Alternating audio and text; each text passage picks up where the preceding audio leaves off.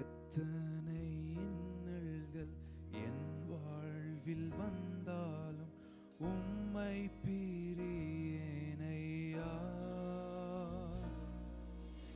எத்தனை இன்னல்கள் என் வாழ்வில் வந்தாலும் உம்மை பிரியேனையா. ரத்தமே சிந்தி சாட்சியாய் வாழ்வேன், நிச்சயம் நிச்சயமே. ரத்தமே சிந்தி சாட்சியாய் வாழ்வேன், நிச்சயம் நிச்சயமே. அடைக்கலமே அதிசயமே, ஆராதனை ஆராதனை. சொல்லுங்க, அடைக்கலமே அடைக்கலமே அதிசயமே, ஆராதனை ஆராதனை. சொல்லுங்க, எத்தனை இன்னல்கள் எத்தனை இன்னல்கள் என் வாழ்வில் வந்தாலும் உம்மை பிரியேனையா. எத்தனை இன்னல்கள் என் வாழ்வில் வந்தாலும் உம்மை பிரியேனையா. ரத்தமே சிந்தி சாட்சியாய் வாழ்வேன், நிச்சயம் நிச்சயமே. ரத்தமே சிந்தி சாட்சியாய் வாழ்வேன், நிச்சயம் நிச்சயமே. அதிசயமே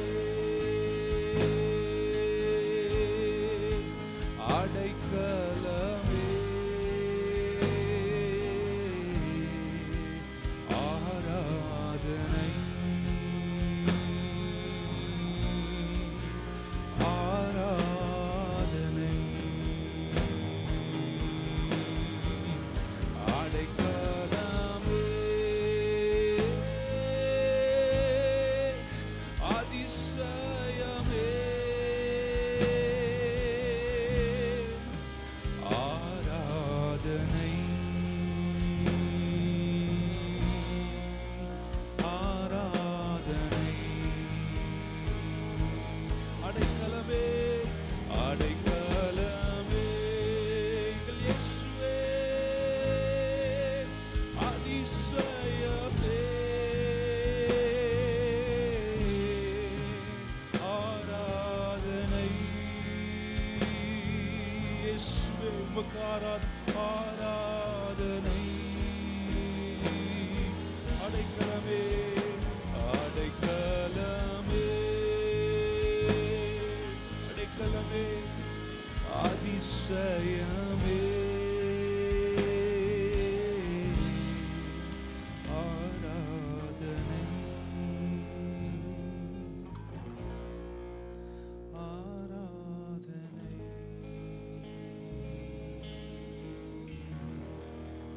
எங்கள் அடைக்கலமே, எங்கள் இயேசுவே, உமக்கு நாங்கள் நன்றி செலுத்துகிறோம். அப்பா,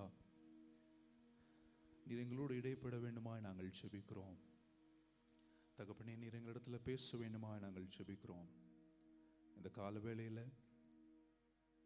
நீர் எங்களோடு இடைப்படும்படியாக எங்களுடைய செவிகளை உங்களுக்கு நேராக நாங்கள் திருப்புகிறோம். பரிசுத்தரே, வாஞ்சையோடு வந்திருக்கிற ஒவ்வொரு இதயத்திற்காகவும் தகப்பன் நீர் பேசுவீராக. உம்முடைய வார்த்தை எங்களுக்கு நேராக கடந்து வரட்டும். ஆண்டவரே, எதிர்பார்ப்போடு நாங்கள் வந்திருக்கிறோம், ஒரு ஏக்கத்தோடு நாங்கள் வந்திருக்கிறோம். இன்றைக்கு நீர் என்ன எங்களிடத்தில் பேச போகிறீர், என்ன எங்களிடத்துல நீர் இடைப்பட போகிறீர் என்று ஏக்கத்தோடு வாஞ்சியோடு வந்திருக்கிற ஒவ்வொரு தாகமுள்ள பாத்திரத்திற்காகவும் தகப்பன் நீர் பேசுவீராக. பேசுகிறது நான் அல்ல, தகப்பன் நீர் என் மூலமாய் பேசுவீராக. சகலத்தையும் உடைய கரங்களில் ஒப்பு கொடுக்கிறோம், தாழ்த்துகிறோம். இயேசுவின் நாமத்தில் ஜெபிக்கிறோம், ஜெபிக்கலும் ஜீவனுள்ள நல்ல பிதாவே, ஆமென், ஆமென்.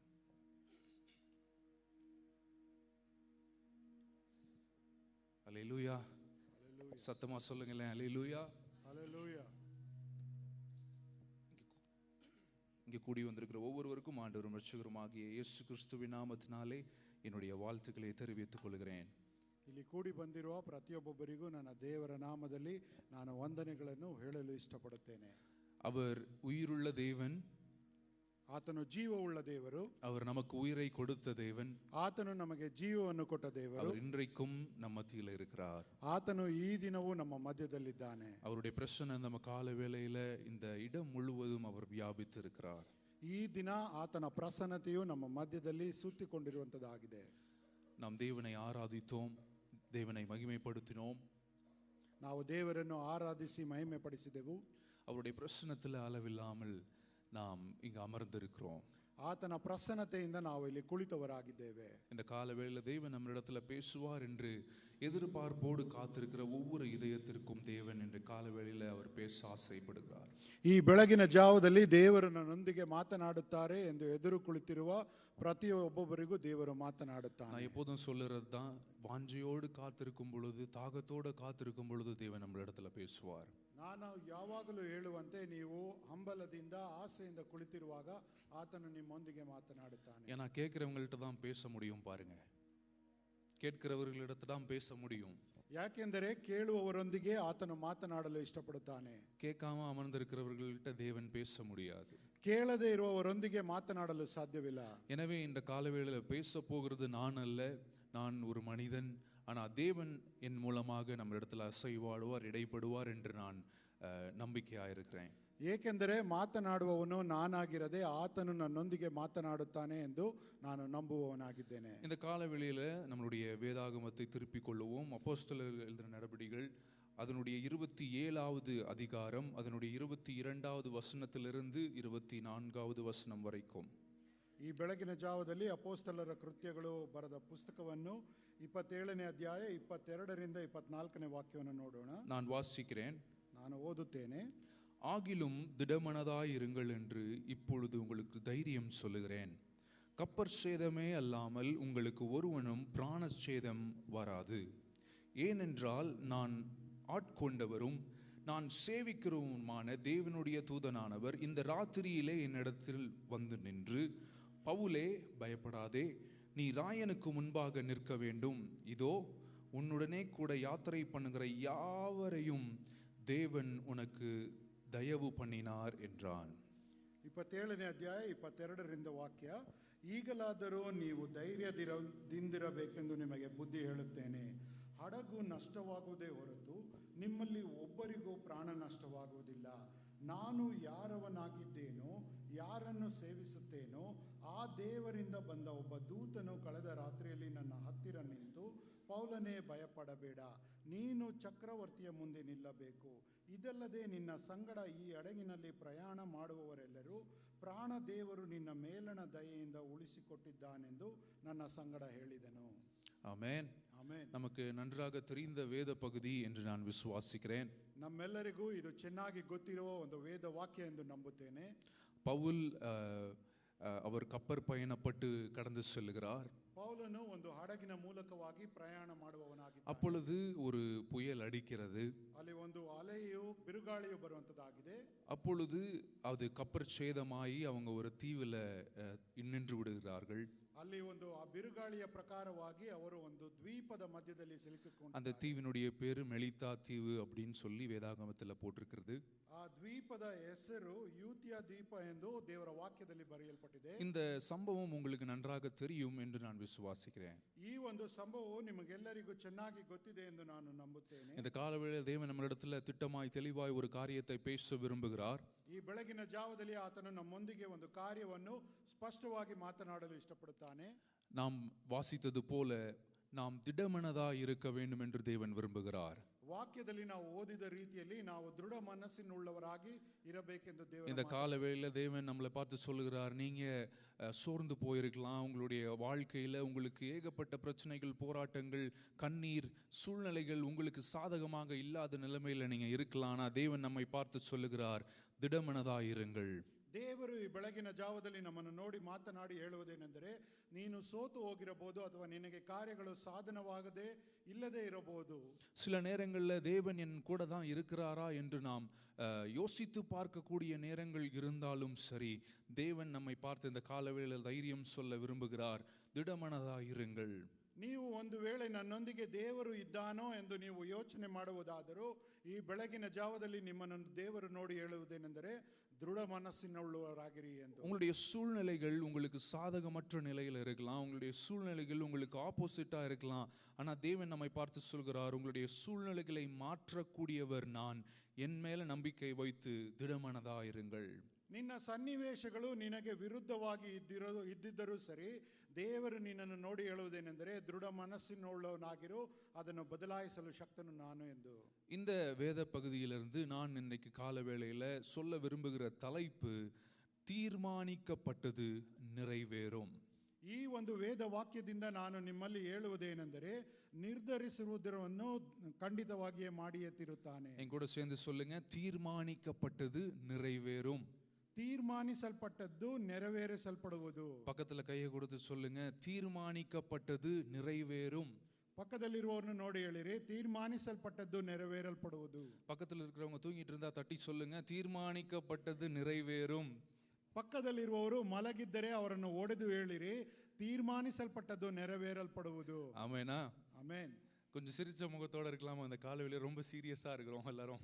ಸ್ವಲ್ಪ ನಗುವಂತ ಮುಖದಲ್ಲಿ ನಾವು ಇರುವವರಾಗಿರೋಣ, ತುಂಬಾ ಸೀರಿಯಸ್ ಆಗಿರೋದು ಬೇಡ. ஆண்டவர் நம்மளை பார்த்து சொல்றாரு, உனக்கென்று நான் தீர்மானித்து வைத்திருக்கிற காரியங்கள், வாக்குத்தத்தங்கள், வாக்குறுதிகள், நான் உனக்கென்று தீர்மானித்து வைத்திருக்கிற அந்த வாழ்க்கை, நான் உனக்கென்று தீர்மானித்திருக்கிற அந்த ஒரு ஆசீர்வாதத்தை தேவன் நிறைவேற்ற போகிறார். ದೇವರು ಈ ಬೆಳಗಿನ ಜಾವದಲ್ಲಿ ನಿಮ್ಮನ್ನು ನೋಡಿ ಹೇಳುವುದೇನೆಂದರೆ, ನಿಮಗಾಗಿ ಇಟ್ಟಿರುವ ಕಾರ್ಯವನ್ನು, ತೀರ್ಮಾನವಾಗಿಟ್ಟಿರುವ ಕಾರ್ಯಗಳನ್ನು ನಾನು ನಿನಗೆ ಅದನ್ನು ನೆರವೇರಿಸಿಯೇ ತೀರುತ್ತೇನೆ ಎಂದು. நம்ம இங்க இந்த வேதத்துல வாசிக்கிறோம், நீனு ராயனுக்கு முன்பாக நிற்க வேண்டும், அதனால ஒரு சேதமும் உனக்கு வரப்போறது இல்ல, உனக்கு மேலானவைகளை நான் வைத்திருக்கிறேன், உனக்கு இந்த குறுகிய வட்டம் மட்டும் கிடையாது, தேவன் உனக்கு வைத்திருக்கிற திட்டங்கள் அது மேலானவைகள், அதை அவர் நிறைவேற்ற போகிறார். ಈ ವಾಕ್ಯದಲ್ಲಿ ನಾವು ನೋಡುವಾಗ, ಆ ವಾಕ್ಯದಲ್ಲಿ ನಮಗಾಗಿ ದೇವರು ಹೇಳುತ್ತಾನೆ, ನಿನಗಾಗಿ ಉನ್ನತವಾಗಿಟ್ಟಿರುವ ಕಾರ್ಯಗಳು, ನಿನಗಾಗಿ ನೆರವೇರಿಸಬೇಕಾದ ಕಾರ್ಯಗಳನ್ನು ನಾನು ನೆರವೇರಿಸಿಯೇ ತೀರುತ್ತೇನೆ ಎಂದು. எத்தனை பேர் சொல்ல முடியும், தேவன் எனக்காக இந்த பூமிக்கு வந்தார்?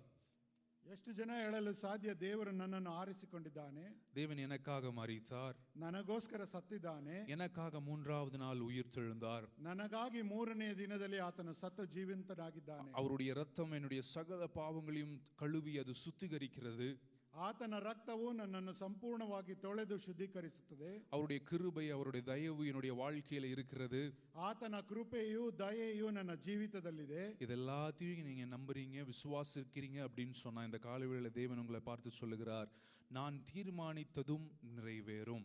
ಈ ಎಲ್ಲಾ ಕಾರ್ಯಗಳಲ್ಲಿ ನೀವು ನಂಬುವುದಾದರೆ, ಈ ಬೆಳಗಿನ ಜಾವದಲ್ಲಿ ದೇವರು ನಿಮ್ಮನ್ನು ಹೇಳುತ್ತಾರೆ, ನಿಮಗಾಗಿ ತೀರ್ಮಾನಿಸಿದ ಕಾರ್ಯಗಳು ನೆರವೇರಿಸಲ್ಪಡುವುದು ಎಂದು. நாம எடுக்கிற தீர்மானங்கள் அல்ல, நமக்காக நாம் எடுக்கிற தீர்மானங்கள் கிடையாது. ஆனா தேவன் நமக்கென்று தீர்மானித்து வைத்திருக்கிற காரியங்கள், ஆசீர்வாதங்கள் நம்முடைய வாழ்க்கையில நடக்க போகிறது. ನಾವು ತೆಗೆದುಕೊಳ್ಳುವಂತ ನಿರ್ಧಾರಗಳಲ್ಲ, ನಮಗಾಗಿ ದೇವರು ನಮ್ಮ ಜೀವಿತದಲ್ಲಿ ತೀರ್ಮಾನಿಸಿರುವ ಕಾರ್ಯಗಳನ್ನು ದೇವರು ನೆರವೇರಿಸಿಯೇ ತೀರುತ್ತಾನೆ. நம்ம ஒரு குறுகிய வட்டத்தில் அமர்ந்து கொண்டு, இதுதான் எனக்கு தேவன் தீர்மானித்தது, இதுதான் தேவன் எனக்கு தீர்மானித்து வைத்திருக்கிற காரியம், இதுதான் தேவன் எனக்கு தீர்மானித்து வைத்திருக்கிற ஆசீர்வாதம் அப்படின்னு சொல்லி ஒரு குறுகிய வட்டத்திலே நம்ம வாழ்ந்துடுறோம். ನಾವು ಅನೇಕ ಬಾರಿ ನನಗಾಗಿ ದೇವರು ಕೊಟ್ಟಿರುವ ಕಾರ್ಯಗಳು ಇದೇ ಎಂಬ ಯೋಚನೆಯಲ್ಲಿ ನಾವು ಜೀವಿಸುವವರಾಗಿರುತ್ತೇವೆ. ஆனா தேவன் இந்த காலவேளையில சொல்ல விரும்புகிறார், மேலானவைகளை நாடுங்கள், மேலான காரியங்களை, மேலான ஆசீர்வாதத்தை தேவன் நம்முடைய வாழ்க்கையில் அவர் கொடுக்க போகிறார். ಆದರೆ ದೇವರು ಈ ಬೆಳಗಿನ ಜಾವದಲ್ಲಿ ಹೇಳಲು ಇಷ್ಟಪಡುತ್ತಾನೆ, ಆತನು ನಿಮಗೆ ಮೇಲಾದ ಕಾರ್ಯಗಳನ್ನು ಕೊಡಲು ಇಷ್ಟಪಡುತ್ತಾನೆ ಎಂದು. நாம தீர்மானிக்கிறதெல்லாம் ஒரு மனித பிரகாரமாக உலக பிரகாரமான காரியங்களா இருக்கலாம். ஆனா தேவன் நமக்கென்று தீர்மானித்து வைத்திருக்கிற காரியங்கள் அது மேலானவைகளா இருக்கிறது.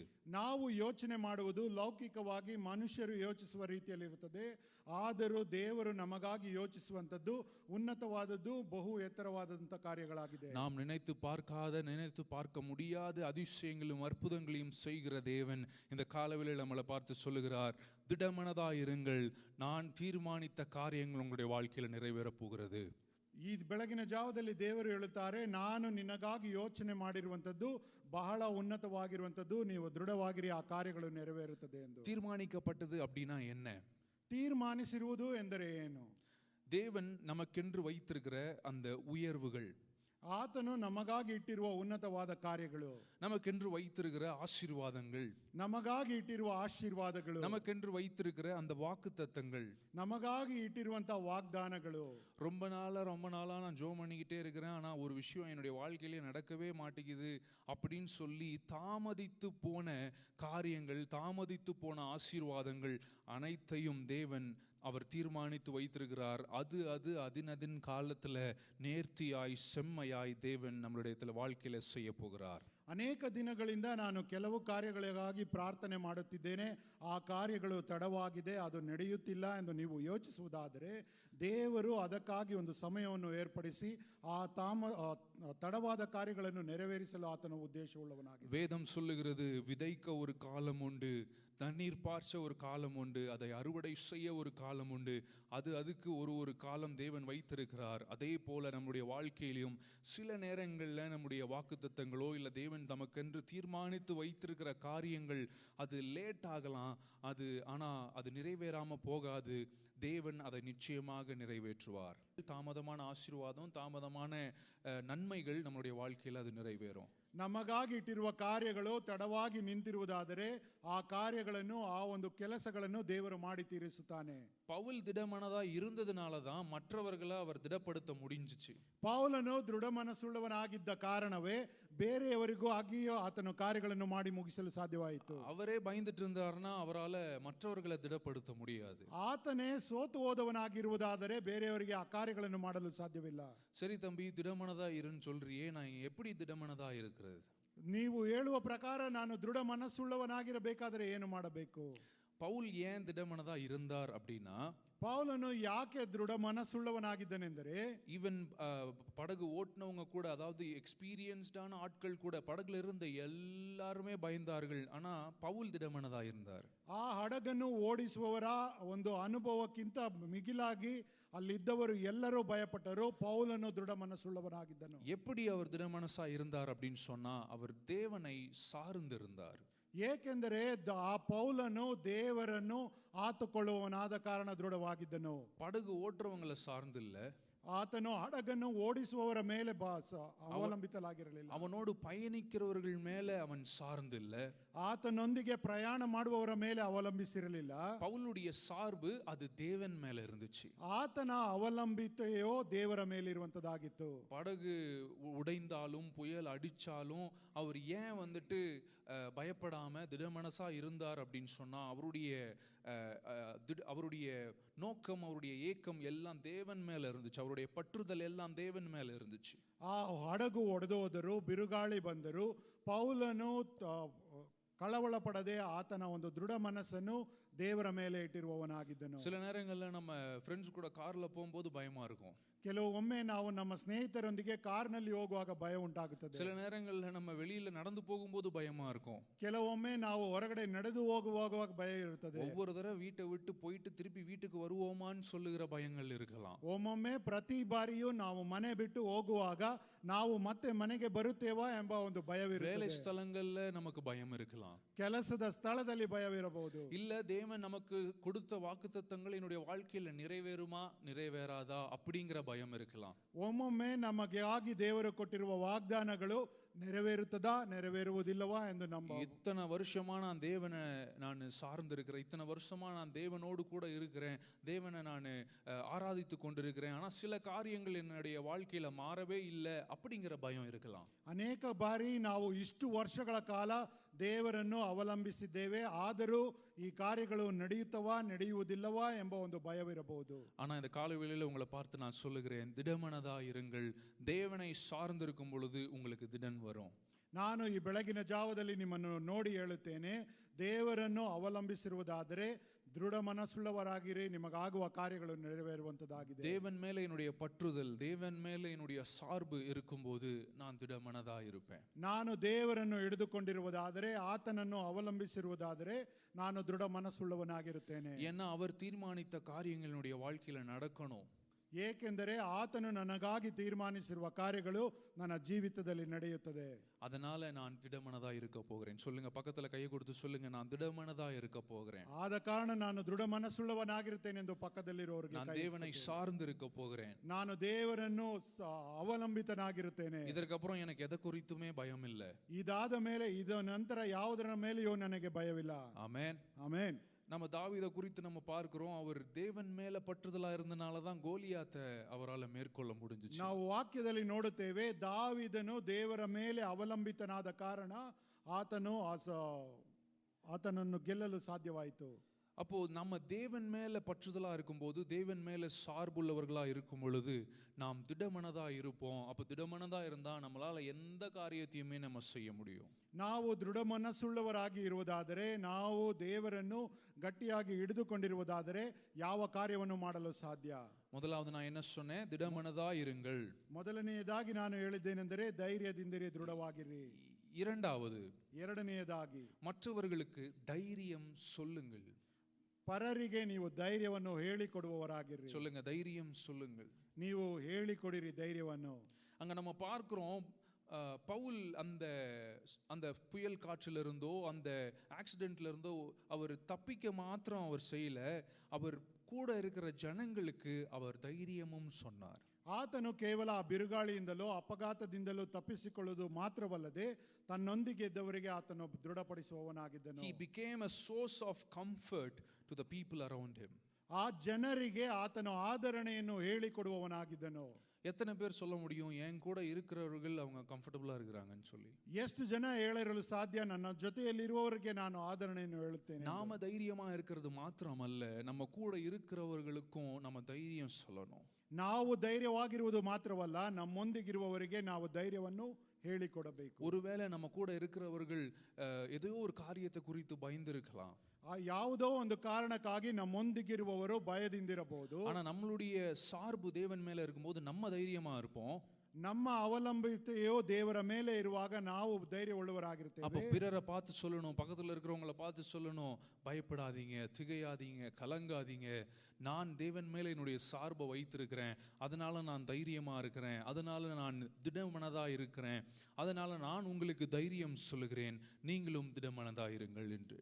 ನೀವು ಧೈರ್ಯವುಳ್ಳವರಾಗಿರುವಾಗ ನಿಮ್ಮ ಪಕ್ಕದಲ್ಲಿರುವವರನ್ನು ನೋಡಿ ಹೇಳಿರಿ, ನಾನು ದೇವರನ್ನು ನಂಬಿದ್ದೇನೆ, ಆತನಲ್ಲಿ ಬಲ ಹೊಂದಿದವನಾಗಿದ್ದೇನೆ, ನಾನು ಇರುವ ರೀತಿಯಲ್ಲಿ ನೀವು ದೇವರಲ್ಲಿ ಭಯವಿಟ್ಟು ನಂಬಿಕೆ ಇಟ್ಟು தைரியவுள்ளவராகிರಿ ಎಂದು ಹೇಳಿಕೊಡಬೇಕು. பவுல் அப்படிப்பட்ட சூழ்நிலையில கூட தைரியமா இருந்தார். ஏன்னா தேவன் அவர் சார்ந்திருந்தார். அதே போல அவர் மட்டும் தைரியமா இருந்திரல, மற்றவர்களுக்கும் அவர் தைரியம் சொன்னார். ಪೌಲನು ಆ ಸಮಯದಲ್ಲಿ ದೃಢವುಳ್ಳವನಾಗಿ ಧೈರ್ಯವುಳ್ಳವನಾಗಿದ್ದನು. ಅಷ್ಟು ಮಾತ್ರವಲ್ಲದೆ ಆತನೊಂದಿಗೆ ಇದ್ದವರಿಗೂ ಧೈರ್ಯವನ್ನು ಹೇಳಿಕೊಟ್ಟನು. நம்ம யோவான்ல நம்ம வாசிக்கிறோம், லாசரு இறந்து போயிடுறான். யோவான் 11:25-26 அதுல நம்ம வாசிக்கிறோம். ಯೋಹಾನ 11:25-26 ನಾವು ನೋಡುತ್ತೇವೆ. அப்போ லாசரு இறந்து போய் விடுகிறார். ಅಲ್ಲಿ ಲಾಜರನು ಸತ್ತು ಹೋಗುತ್ತಾನೆ. அப்போ இயேசு மார்த்தாளையும் மரியாளையும் பார்த்து சொல்லுகிறார், நீங்க கலங்காதீங்க அப்படின்னு சொல்லி. ಅಲ್ಲಿ ಯೇಸು ಮರಿಯಳನ್ನು ಮಾರ್ತಳನ್ನು ನೋಡಿ ಹೇಳುತ್ತಾರೆ, ನೀವು ಹೆದರಬೇಡಿರಿ. ஆனா நம்ம அங்க பார்க்கிறோம், தேவனும் அவர் கண்ணீர் விட்டார் அப்படின்னு சொல்லி. ಆ ವಾಕ್ಯದಲ್ಲಿ ನಾವು ನೋಡುತ್ತೇವೆ, ದೇವರು ಕಣ್ಣೀರಿಟ್ಟನು ಎಂದು. சில சமயங்கள்ல மற்றவர்களுக்கு நம்ம தைரியம் சொல்றது வெறும் நம்ம போல்டா இருந்துட்டு, பாத்தியா என்ன பாத்தியா, நான் தைரியமா இருக்கிறேன், தேவனுக்குள்ள நான் அப்படி இருக்கிறேன் அப்படின்னு சொல்லி அது மட்டும் கிடையாது. ನಾವು ಕೆಲವು ಬೇರೆಯವರಿಗೆ ಹೇಳುವಾಗ ನೋಡು ನಾನು ಧೈರ್ಯದಿಂದಿದ್ದೇನೆ ಎಂದು ಮಾತ್ರ ಹೇಳಿಕೊಳ್ಳುವುದು ಮಾತ್ರವಲ್ಲ, அவர்கள் சோர்ந்து போயிருக்கிற நேரங்களில் அவங்களுடைய துக்கத்தில் நாம் பங்கு கொள்ளுகிறதும் நாம் செய்கிற அந்த தைரியம் கொடுக்கிற அந்த இது. ಅವರು ಸೋತು ಹೋದ ಸಂದರ್ಭದಲ್ಲಿ ಅವರ ದುಃಖದಲ್ಲಿ ನಾವು ಭಾಗಿಯಾಗುವಾಗ ಆ ಒಂದು ಧೈರ್ಯವು ಅವರನ್ನು ಉತ್ತೇಜಿಸುವಂತದ್ದಾಗಿರುತ್ತದೆ. அவர்களுடைய துக்கத்தில் நம்ம பங்கு கொள்ளணும். ಆ ದುಃಖದಲ್ಲಿ ನಾವು ಭಾಗಿಗಳಾಗುತ್ತೇವೆ. அந்த துக்கத்தில் நம்ம பங்கு கொண்டோம் அப்படின்னு சொன்னா, ಆ ದುಃಖದಲ್ಲಿ ನಾವು ಭಾಗಿಗಳಾಗುವುದಾದರೆ நம்மளால் அவர்களை தைரியப்படுத்த முடியும். ನಾವು ಅವರನ್ನು ಧೈರ್ಯಪಡಿಸಲು ಸಾಧ್ಯ. ஏனென்றால் நாம தைரியமா இருக்கிறோம், நாம தேவனை சார்ந்து இருக்கிறோம், அதனால நம்ம திடமனதா இருக்கிறோம், தைரியமா இருக்கிறோம். ஆனா அவர்கள் என்ன கஷ்டத்துல இருக்கிறாங்க அப்படின்னு சொல்லி நமக்கு தெரியாது. ನಾವು ಧೈರ್ಯವುಳ್ಳವರಾಗಿದ್ದೇವೆ, ದೇವರಲ್ಲಿ ದೃಢವಾಗಿದ್ದೇವೆ, ಅಷ್ಟು ಮಾತ್ರವಲ್ಲದೆ ಅವರ ದುಃಖದಲ್ಲಿ ಪಾಲುಗೊಳ್ಳದೆ ಇರುವುದಾದರೆ ಸಾಧ್ಯವಿಲ್ಲ. அதனால நம்ம மற்றவர்களுக்கு நாம் நமக்கு பெற்ற அந்த திட மனதை, நமக்கு பெற்ற அந்த தைரியத்தை, தேவன் மேல வைத்திருக்கிற அந்த நம்பிக்கையை அவர்களுக்கு நம்ம சொன்னோம் அப்படின்னு சொன்னா தேவன் நம்மை அவர் ஆசீர்வதிப்பார். ನಾವು ಹೊಂದಿಕೊಂಡಿರುವಂತಹ ಧೈರ್ಯವನ್ನು, ಆ ದೃಢ ಮನಸ್ಸನ್ನು ನಾವು ಪರರಿಗೆ ಹೇಳಿಕೊಡುವಾಗ ದೇವರು ನಮ್ಮನ್ನು ಆಶೀರ್ವದಿಸುತ್ತಾನೆ. தைரியம் சொல்லுங்கள். ಧೈರ್ಯವನ್ನು ಹೇಳುವಂತವರಾಗಿ. முதலாவது நான் என்ன சொன்னேன்? ಮೊದಲನೇದಾಗಿ ನಾನು ಹೇಳಿದೆ திடமனதா இருங்கள் என்று சொன்னேன். ದೃಢ ಮನಸ್ಸುಳ್ಳವರಾಗಿರಿ ಎಂದು ಹೇಳಿದೆ. இரண்டாவது என்ன சொன்னேன்? ಎರಡನೆಯದಾಗಿ ಏನು ಹೇಳಿದೆ?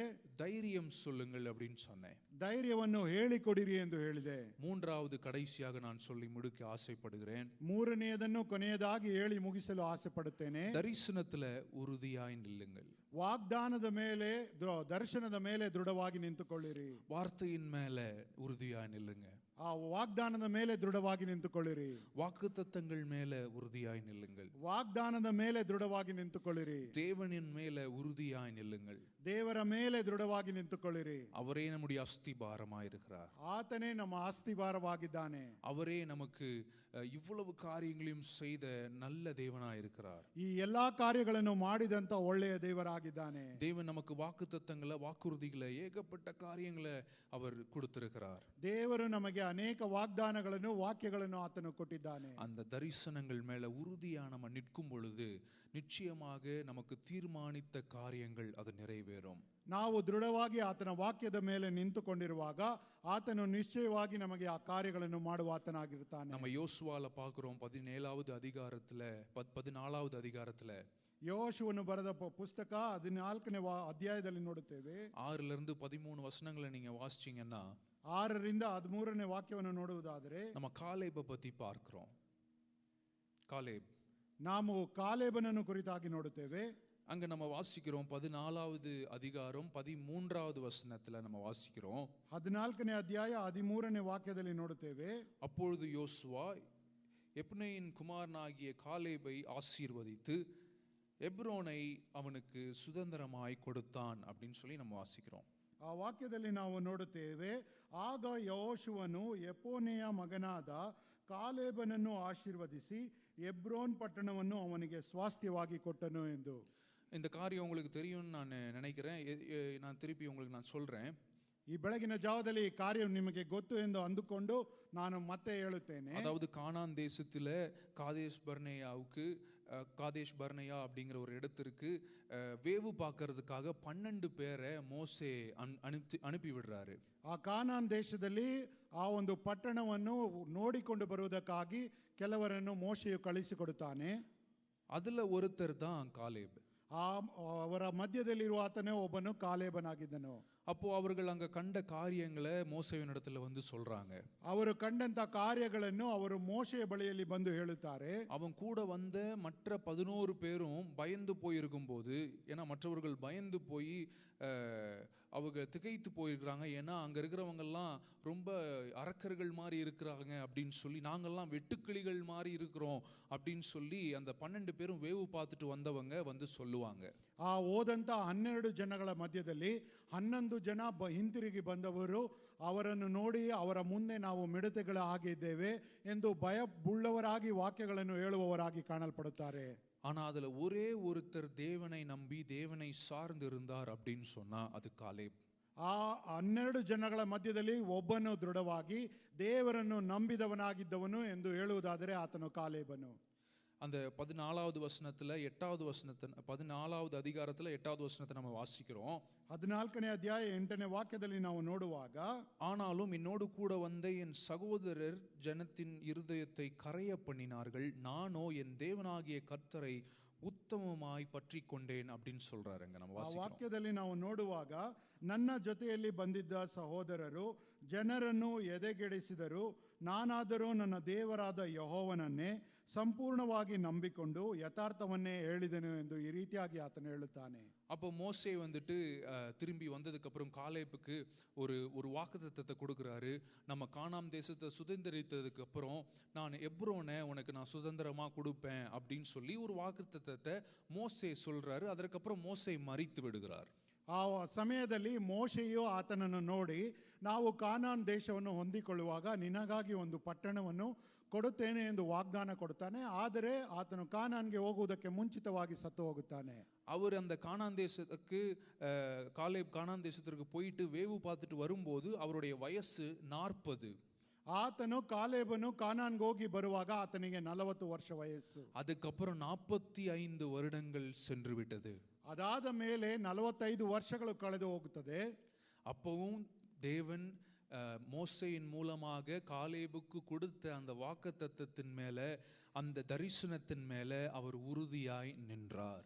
ಆದರೂ ಸಹ ಮೋಶೆಯ ಮುಖಾಂತರವಾಗಿ ದೇವರು ಕೊಟ್ಟಂತ ವಾಗ್ದಾನದ ಮೇಲೆ ಆತನು 45 ವರ್ಷಗಳ ಕಾಲ ದೃಢವಾಗಿ ನಿಂತುಕೊಂಡಿದ್ದನು. ஏன்னா மோசே சொல்லிட்டு அதுக்கப்புறம் காலங்கள் போக போக போக போக அவர் மரித்து விடுகிறார். ಮೋಶೆಯು ಹೇಳಿ ಕಾಲಗಳು ನಡೆದು ಹೋದ ನಂತರ ಆತನು ಸತ್ತು ಹೋಗುವವನಾಗಿರುತ್ತಾನೆ. மோசையின் மூலமாக தேவன் கொடுத்த வாக்குத்தத்தங்கள் சொன்னதுக்கு அப்புறம் காலேபுக்கு 45 வருடங்கள் சென்று விட்டது. ಮೋಶೆಯು ಹೇಳಿದ ನಂತರ 45 ವರ್ಷಗಳ ಕಾಲ ಹಾದು ಹೋಗಾಯಿತು. இப்போ அவருக்கு வயசு 85. ಈಗ ಆತನ ವಯಸ್ಸು 85. அப்பவும் அவர் சொல்றாரு யோசுவாவை பார்த்து, அந்நாளிலே நம்ம 14வது அதிகாரத்துல 9வது வசனத்தை நம்ம வாசிக்கிறோம். ಅದೇ ಅಧ್ಯಾಯ 14ನೇ ಅಧ್ಯಾಯ 9ನೇ ವಾಕ್ಯದಲ್ಲಿ ನಾವು ಓದುತ್ತೇವೆ. அந்நாளிலே மோசே, நீ என் தேவனாகிய கர்த்தரை உத்தமமாய் பின்பற்றினபடியால் உன் கால் மிதித்த தேசம் உனக்கும் உன் பிள்ளைகளுக்கும் என்றென்றைக்கும் சுதந்திரமாய் இருக்க கடவுது அப்படின்னு சொல்லி மோசே காலேபை பார்த்து சொல்கிறார். ಕಾಲೇಬನನ್ನು ನೋಡಿ ಮೋಶೆ ಹೇಳುವುದೇನೆಂದರೆ, ನೀನು ಪೂರ್ಣ ಮನಸ್ಸಿನಿಂದ ನನ್ನ ದೇವರಾದ ಯೆಹೋವನನ್ನು ಹೊಂದಿಕೊಂಡದ್ದರಿಂದ ನೀನು ಸಂಚರಿಸಿದ ಪ್ರದೇಶವು ನಿನಗೂ ನಿನ್ನ ಸಂತಾನದವರಿಗೂ ಶಾಶ್ವತ ಸ್ವಾಸ್ಥ್ಯವಾಗುವುದು ಎಂದು ಪ್ರಮಾಣ ಮಾಡಿ ನನಗೆ ಹೇಳಿದನು. இது சொல்லி 45 வருடங்கள் போய்விடுகிறது. ಇದನ್ನು ಹೇಳಿದ ನಂತರ 45 ವರ್ಷಗಳ ಕಾಲ ಕಳೆದು ಹೋಯಿತು. இப்போ இஸ்ரவேல் ஜனங்களை நடத்துறது வந்துட்டு மோசே இல்ல, யோசுவா நடத்தி கொண்டிருக்கிறார். ಆ ಸಮಯದಲ್ಲಿ ಇಸ್ರಾಯೇಲ್ ಮಕ್ಕಳನ್ನು ನಡೆಸುವವರು ಮೋಶೆ ಆಗಿರದೆ ಯೆಹೋಶುವನಾಗಿರುತ್ತಾನೆ. இப்போ இஸ்ரவேல் ஜனங்கள் கானான் தேசத்திற்கு போய் விடுகிறார்கள். பாலும் தேனும் ஓடுகிற தேவன் வாக்குத்தத்தமாய் சொன்ன அந்த தேசத்திற்கு இஸ்ரவேல் ஜனங்கள் போய் விடுகிறார்கள். ಇಸ್ರಾಯೇಲ್ ಮಕ್ಕಳು ಕಾನಾನ್ ದೇಶಕ್ಕೆ ಹೋಗುತ್ತಾರೆ. ಹಾಲು ಜೇನು ಹರಿಯುವ ಆ ದೇಶವನ್ನು ಹೊಂದಿಕೊಳ್ಳುತ್ತಾರೆ. 85 வயசுல காலேப் கேட்கிறார், தேவன் மோசே மூலமாக எனக்கு ஆசீர்வாதமாய் கொடுக்கிறேன் அப்படின்னு சொன்ன அந்த வாக்குத்தத்தத்தை எனக்கு நீங்க தாங்க அப்படின்னு சொல்றாரு. 85 ವರ್ಷಗಳಾದ ನಂತರ ಆತನು ಹೇಳುತ್ತಾನೆ, ಮೋಶೆಯ ಮುಖಾಂತರವಾಗಿ ನನಗೆ ವಾಗ್ದಾನ ಮಾಡಿದ ಪ್ರದೇಶವನ್ನು ಕೊಡಿರಿ ಎಂದು. நமக்கு தேவன் கொடுத்த வாக்குத்தத்தங்கள் நேத்து சொன்ன காரியம் கூட நமக்கு இன்னைக்கு மறந்துருக்கும். ஆனா 85 வருடம், அதாவது 45 வருடம் சென்றதுக்கு அப்புறம் கூட காலேப் தேவன் சொன்ன அந்த வாக்குத்தத்தத்தின் மேல உறுதியாய் நின்றார். ನಾವು ನಿನ್ನೆ ಮೊನ್ನೆ ಮಾತನಾಡಿದ ಮಾತುಗಳನ್ನು ಮರೆತು ಬಿಡುತ್ತೇವೆ. ಆದರೆ ಕಾಲೇಬನು 45 ವರ್ಷಗಳ ಕಾಲ ದೇವರು ಕೊಟ್ಟಂತ ಮೋಶೆಯ ಮೂಲಕವಾಗಿ ಕೊಟ್ಟಂತ ವಾಗ್ದಾನವನ್ನು ದೃಢವಾಗಿ ನಿಂತುಕೊಂಡಿದ್ದನು. அப்புறம் நம்ம அந்த வேதத்துல வாசிக்கிறோம், யோசுவா காலேபுக்கு எப்ரோனை கொடுத்தார் அப்படின்னு சொல்லி முதலாவது 13வது வசனத்துல நம்ம வாசிக்கிறோம். ಅದನ್ನು ಯಾವಾಗ ಆತನಿಗೆ ಕೊಟ್ಟನು ಎಂದು 13ನೇ ವಾಕ್ಯದಲ್ಲಿ ನಾವು ಓದುತ್ತೇವೆ. எப்ரோன் அப்படிங்கிற மலை தேசத்தை காலேபுக்கு அவர் சுதந்திரமாக கொடுத்தார் அப்படின்னு சொல்லி நம்ம வாசிக்கிறோம். ಆ ಒಂದು ಎಪ್ರೋನ್ ಎಂಬ ಒಂದು ಸ್ಥಳವನ್ನು ಆತನಿಗೆ ಕೊಟ್ಟನು ಎಂದು ನಾವು ಆ ವಾಕ್ಯದಲ್ಲಿ ನೋಡುತ್ತೇವೆ. தேவன் நம்மை பார்த்து இந்த கால வேளையில அவர் கேட்க விரும்புகிறார், நான் உனக்கு கொடுத்த வாக்குத்தத்தங்கள், நான் உங்களுக்கு செய்த காரியங்கள் அனைத்தையும் நாம் ஞாபகம் வைத்திருக்கிறோமா, இல்லை நம்ம மறந்து விட்டோமா? ದೇವರು ಈ ಬೆಳಗಿನ ಜಾವದಲ್ಲಿ ನಿಮ್ಮನ್ನು ನೋಡಿ ಕೇಳುವುದೇನೆಂದರೆ, ನಿಮಗಾಗಿ ಕೊಟ್ಟಂತ ವಾಗ್ದಾನದ ವಾಕ್ಯಗಳನ್ನು ஞாபகத்திலிட்டுக்கொண்டிದ್ದೀರಾ ಅಥವಾ மறத்திದ್ದೀರಾ ಎಂದು. தினமும் தினமும் நம்ம வேதத்தை படிக்கும் போதோ இல்ல நாம் ஜெபம் பண்ணும் போதோ தேவன் நம்ம இடத்துல பேசுகிறார். ಪ್ರತಿನಿತ್ಯವೂ ನಾವು ದೇವರಲ್ಲಿ ಪ್ರಾರ್ಥನೆ ಮಾಡುವಾಗ ದೇವರು ನಮ್ಮೊಂದಿಗೆ ಮಾತನಾಡುತ್ತಾನೆ. நான் உனக்கு சுதந்திரமா கொடுப்பேன் அப்படின்னு சொன்ன காரியங்களை நம்ம ஞாபகம் வைத்திருக்கிறோமா? ದೇವರು ನಿನಗೆ ಸ್ವಾತಂತ್ರ್ಯವಾಗಿ ಕೊಡುತ್ತೇನೆ ಎಂದು ಹೇಳಿದ ವಾಕ್ಯಗಳನ್ನು ನಾವು ಜ್ಞಾಪಕದಲ್ಲಿಟ್ಟುಕೊಂಡಿದ್ದೇವಾ? இந்த காலையை போல இந்த கால வேளையில நான் உங்களிடத்துல கேட்க விரும்புகிறேன். ಈ ಬೆಳಗಿನ ಜಾವದಲ್ಲಿ ನಿಮ್ಮನ್ನು ನೋಡಿ ಕೇಳಲು ಇಷ್ಟಪಡುತ್ತೇನೆ. காலபி போல நாம் தேவனுடைய வார்த்தையின் மேல, தரிசனத்தின் மேல, வாக்குத்தத்தங்கள் மேல நம்ம உறுதியா நிற்போம் அப்படின்னு சொன்னா, ಕಾಲೇಬನಂತೆ ದೇವರ ವಾಕ್ಯದ ಮೇಲೆ, ದೇವರ ವಾಗ್ದಾನದ ಮೇಲೆ ನಾವು ದೃಢವಾಗಿ ನಿಲ್ಲುವವರಾಗುವುದಾದರೆ நிச்சயமாக தீர்மானிக்கப்பட்ட காரியங்கள் நம்முடைய வாழ்க்கையில நிறைவேறும். ನಿಶ್ಚಯವಾಗಿ ತೀರ್ಮಾನ ಮಾಡಿದ ಕಾರ್ಯಗಳು ನಮ್ಮ ಜೀವಿತದಲ್ಲಿ ನೆರವೇರುತ್ತದೆ. இதை விசுவாசிக்கிறவர்கள் மாத்திரம் என்னோடு கூட சேர்ந்து எழுந்து நின்று கொள்ளுங்கள். ಇದನ್ನು ವಿಶ್ವಾಸಿಸುವವರು ಮಾತ್ರ ಈ ಬೆಳಗಿನ ಜಾವದಲ್ಲಿ ನನ್ನೊಂದಿಗೆ ಎದ್ದು ನಿಂತುಕೊಳ್ಳಿರಿ. முதலாவது நான் சொன்னேன், திடமனதாயிருங்கள். ಮೊದಲನೇದಾಗಿ ನಾನು ಹೇಳಿದೆ, ಧೈರ್ಯವುಳ್ಳವರಾಗಿರಿ, ದೃಢವಾಳುವವರಾಗಿರಿ. இரண்டாவது காரியம் சொன்னேன், மற்றவர்களுக்கு தைரியம் சொல்லுங்கள். ಎರಡನೇದಾಗಿ ನೀವು ಪರರಿಗೆ ಧೈರ್ಯವನ್ನು ಹೇಳಿಕೊಡಿರಿ. மூன்றாவது சொன்னேன், தேவன் நமக்கு கொடுத்த அந்த தரிசனத்தின் மேல உறுதியாய் நிற்போம். ಮೂರನೆಯದಾಗಿ ದೇವರ ವಾಗ್ದಾನದ ಮೇಲೆ ದೃಢವುಳ್ಳವರಾಗಿರಿ ಎಂದು. ஆண்டவரிடத்தில் நம்ம பேசுவோமா இந்த கால வேளையில? தகப்பனே, நீர் எங்களுக்கு கொடுத்த காரியங்கள், நீர் எங்களுக்கு கொடுத்த தரிசனத்தின் மேல நாங்கள் உறுதியாய் நிற்க எங்களுக்கு கிருபை தாங்கப்பா. ದೇವರ ಬಳಿಯಲ್ಲಿ ಹೇಳೋಣ, ದೇವರೇ ನೀನು ನಮಗಾಗಿ ಕೊಟ್ಟ ವಾಗ್ದಾನದ ಮೇಲೆ ನಾವು ದೃಢವಾಗಿ ನಿಲ್ಲುವಂತೆ ನಮಗೆ ಬಲಪಡಿಸಿ. நீர் எங்களுக்காக தீர்மானித்த காரியங்கள் அனைத்தும் என்னுடைய வாழ்க்கையில நிறைவேற வேண்டும் என்று சொன்னால் நாங்கள் திடமனதாய் இருக்கிறோம் அப்பா.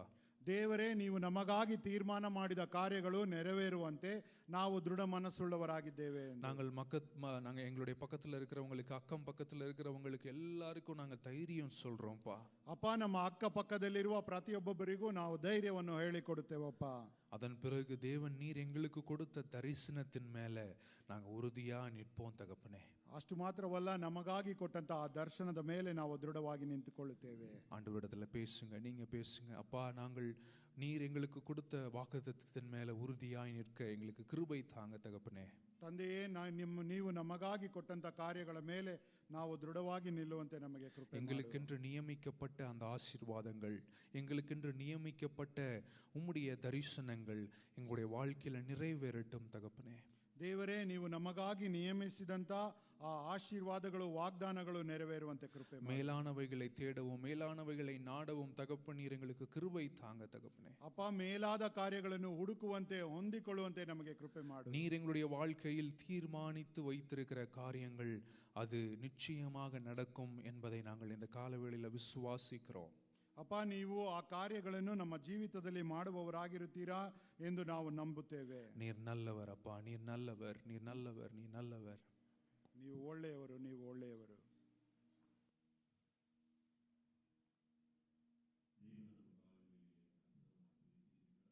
ದೇವರು ಈ ಬೆಳಗಿನ ಜಾವದಲ್ಲಿ ಅದ್ಭುತವಾಗಿ ಮಾತನಾಡಿದ್ದಾನೆ.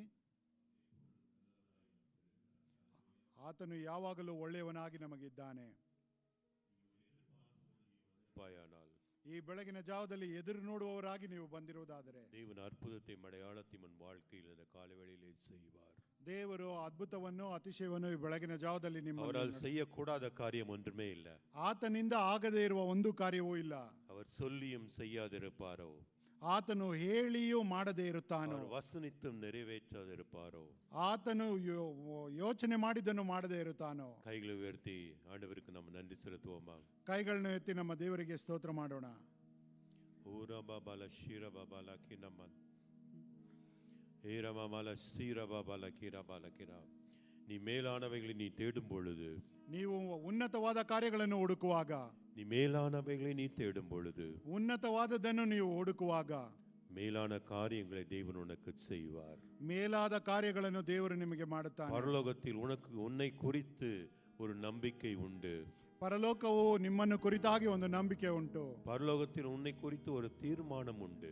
ಪರಲೋಕದಲ್ಲಿ ನಿಮಗಾಗಿ ಒಂದು ತೀರ್ಮಾನ ಉಂಟು. அந்த தீர்மானம் நிறைவேற வேண்டும். ஹல்லேலூயா. ಆ ತೀರ್ಮಾನವು ನೆರವೇರಬೇಕು.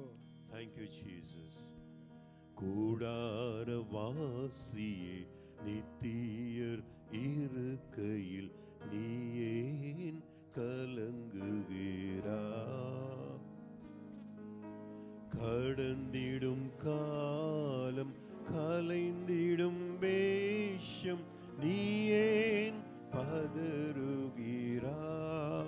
சொல்லுவோமா?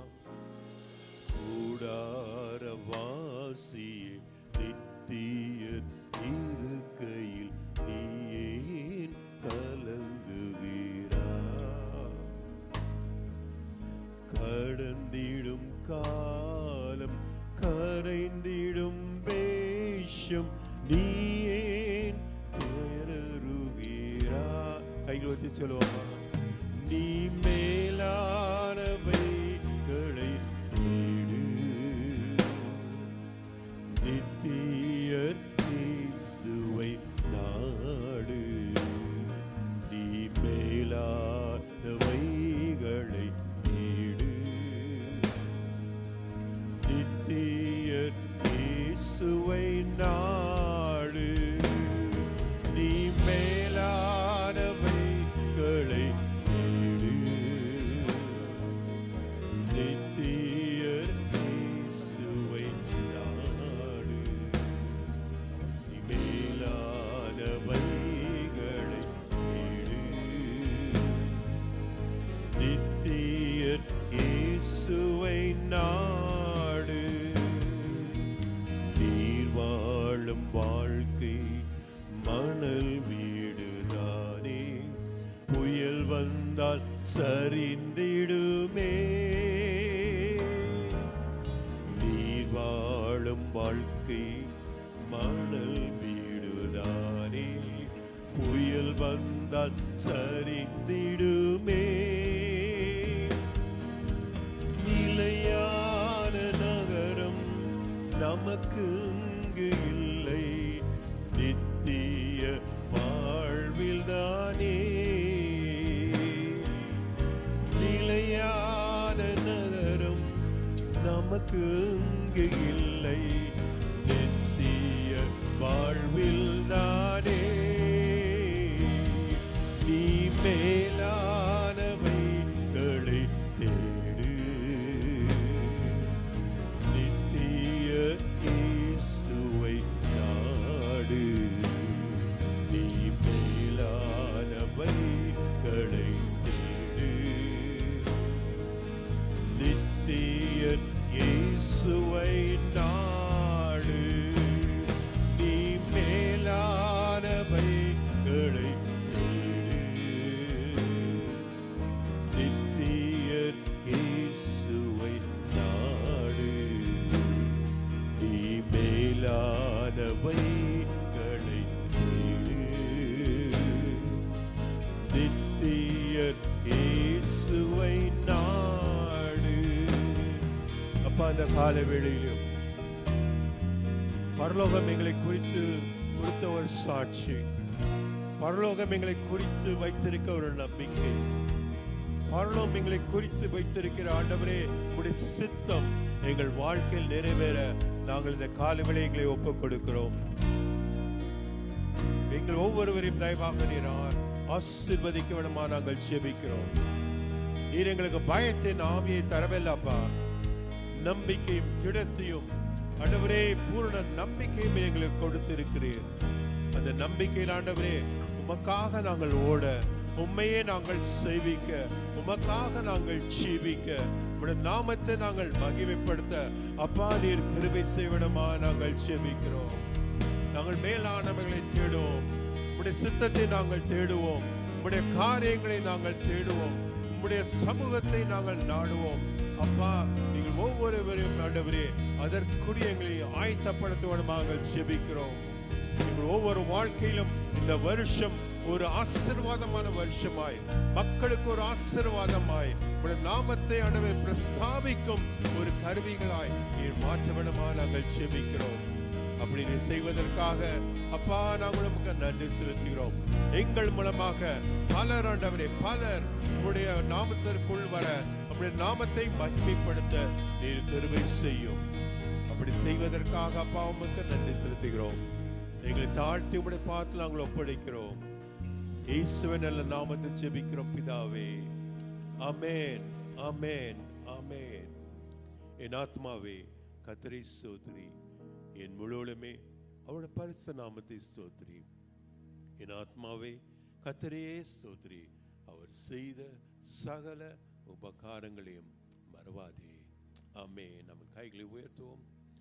கர்த்தராகிய இயேசு கிறிஸ்துவின் கிருபையும் பிதாவாகிய தேவனுடைய அன்பும் பரிசுத்த ஆவியானவருடைய அன்பும் ஐக்கியமும் பராமரிப்பும் நம் அனைவரோடும் என்றும் என்றும் சதா காலம் இருப்பதாக. ஆமென். ஆமென். கைகளை தட்டி நாம் தேவனுக்கு நன்றி செலுத்துவோமா? ஹalleluya. Shake hands with everybody as you go. Have a wonderful day.